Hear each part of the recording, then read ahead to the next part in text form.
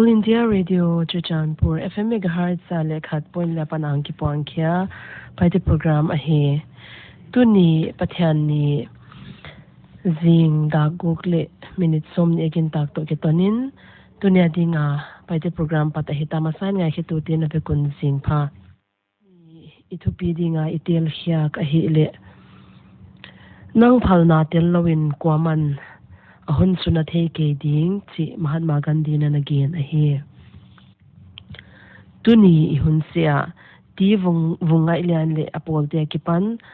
pathian Phatna La Ngaihkhakna COVID-19 to kisai thu tom ikisa sak ding a he ole tuini hun masapina Vungngaihlian le apol te kipan pathian Phatna La Jesu Hi chi lai na ngai khading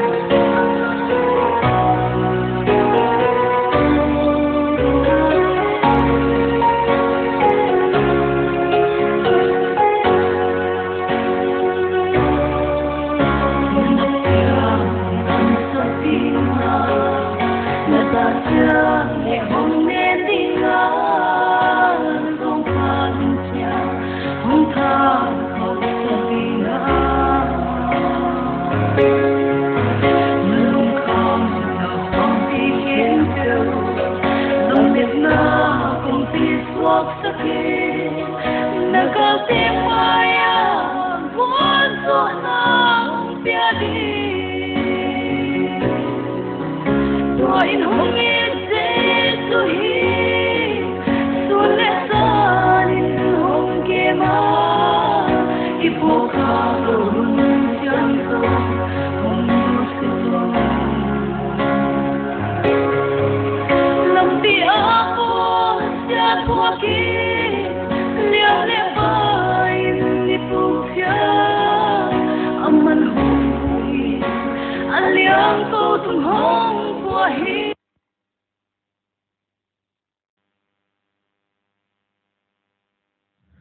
tua pathian Phatna La Ngaihkhakna Jesu Hi chi la Vungngaihlian le poltin hon sakwa hi abana Limbelh Toupa chi la ingai zom ding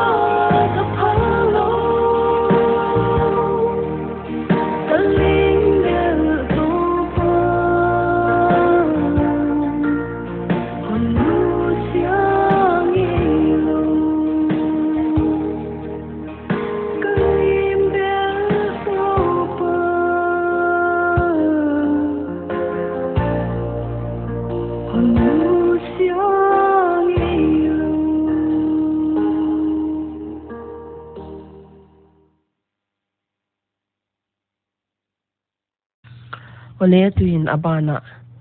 Vungngaihlian le apol tia ki pan Lawmhoih Jesu chila ngai zomni